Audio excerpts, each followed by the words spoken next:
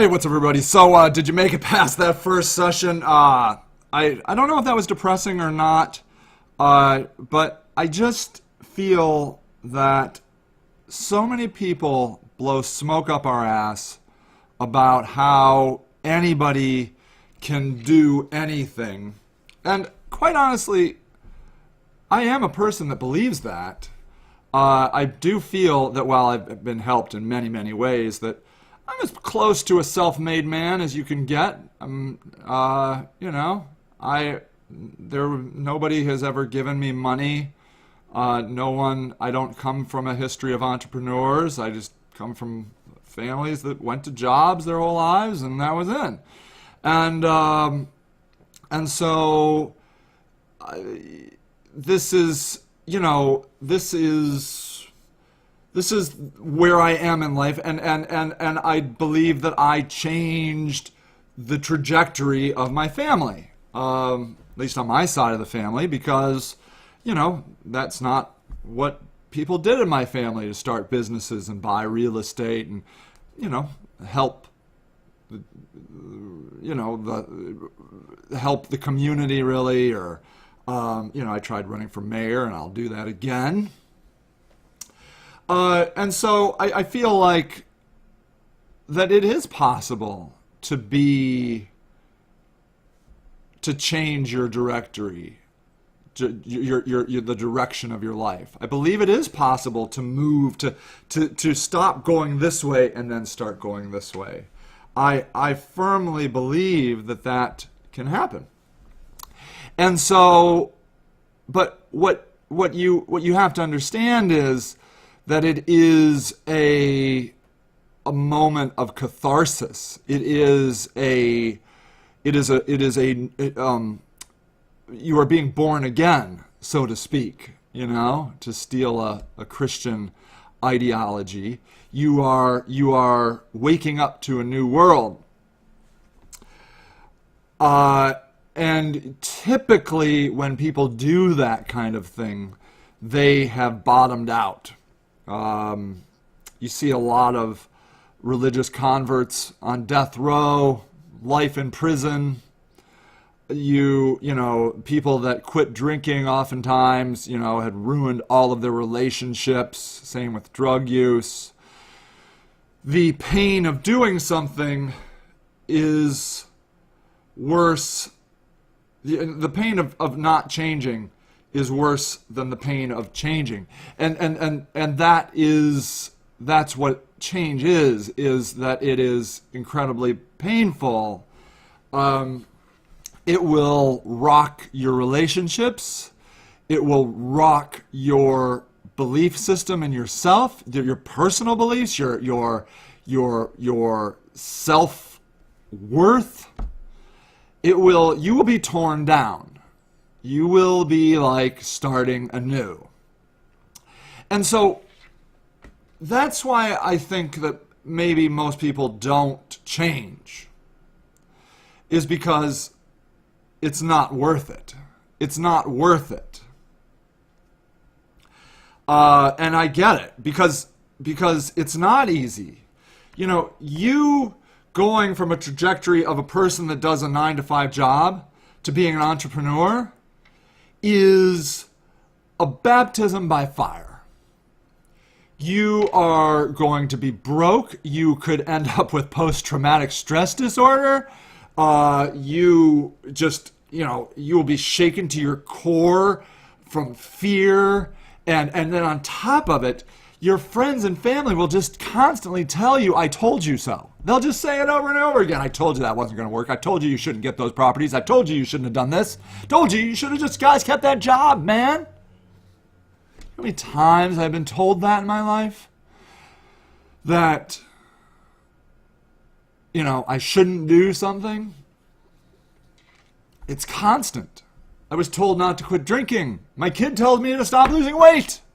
He doesn't like seeing me not eat bread and pizza. It's uncomfortable for everyone around you to witness that change. And you have two ways of changing. You can move towards something or away from something. And usually moving away from something is a very common way that people change. But you can certainly move towards something. I mean, you see it a lot. You know, you see people like immigrating into the United States. That certainly happens. And their life isn't necessarily, I mean, refugees, they're moving away from something. See, that's a perfect example. But there are people that move to the United States just for a better life, and their life didn't totally suck, but they want to take it up a notch. And so they're moving towards something. And so you are going to have to decide if you're moving away from something or towards something. And that's the first step. If you're moving towards something, the beauty of being an immigrant is you've actually physically moved. You've thrown yourself into another land, which is awesome. You, as an entrepreneur, it's going to look like you haven't moved. It's going to look like you have stayed in the same place.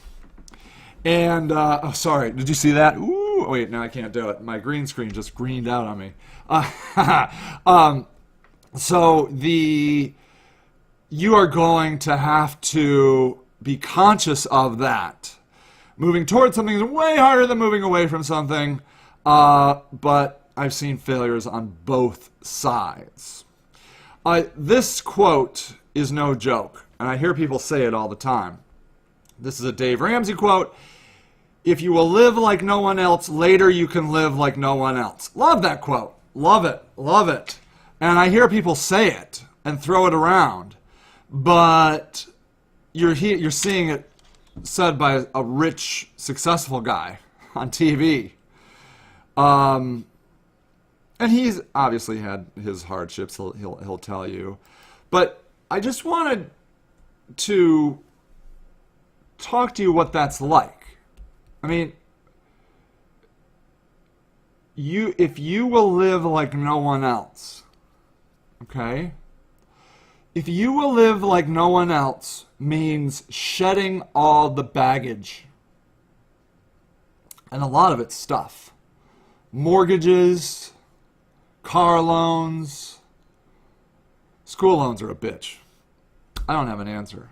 I don't know what you're going to do about school loans. I don't know. Just default on them? I have no idea.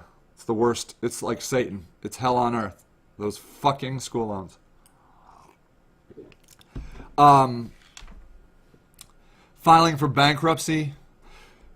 It is purging the shit. If you are like, you cannot change your financial future, in my opinion, by still keeping all the other bullcrap. The fancy cars, the fancy house, the fancy clothes, the fancy phones. You can't do it. And people are going to tell me, well, Sage, I need those things. My family isn't going to let me not do those things. And that sucks too. It could very well be that now is not the right time. Okay? And that's fine. Just admit now is not the right time. You are going to work harder and be more stressed out being an entrepreneur and living your own life than you ever were at any job ever. You need to understand that. Anyone that tells you differently is lying to your face. No one changes direction in their life without incredible pain and suffering and persistence and endless work.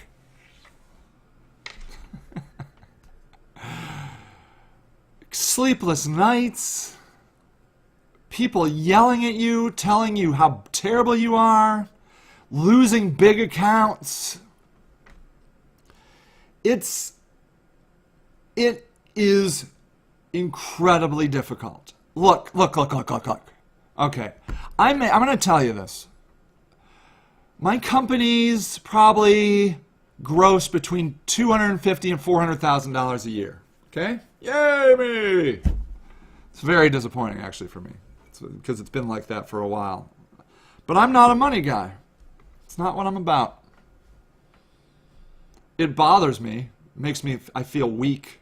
I feel inferior to my friends that are millionaires. It's an embarrassing number to say for me. When I say that, I'm not gloating. I'm embarrassed. But I have to realize that I don't do this for money. I live in a very humble place. I own a duplex. And I live on the second floor. It's a 2-bedroom. The nicest part of it is a sun porch that looks out into my backyard, which is very small. I feel like I live in a treehouse. I love that. But what I'm into is travel. And here, this is not, I did not, here's me at the UFC event. Actually, I don't go to events very much. This is us camping a couple weeks ago right here. Here's another, no, that's not camping. This is us at some fair. I would say we did 5 vacations. Here's us at some pool. We picked this pool strictly because the hot tub was purple. Here's us at the ocean. Here's us at Assateague Island. We go every year. We go because there's ponies. This is just this year. And I would say that there were 4 or 5. Here we were out in Michigan. This is a huge Cabela's. That's me at a wedding. This is just this year. This is me camping with our dog. We usually try to take our dog camping. This is my kid at his private school. So what I can tell you is, here's Rocky. Look how pretty she is. I love her so much. She's at some ocean. This is not Assateague because it must be at some hotel. I can't remember. I think that's Florida. So I give you these pictures simply because to tell you we have done about 5 vacations this year, and that is woefully low. Woefully low. Oh, that's a birthday party for my kid. We invite the whole class.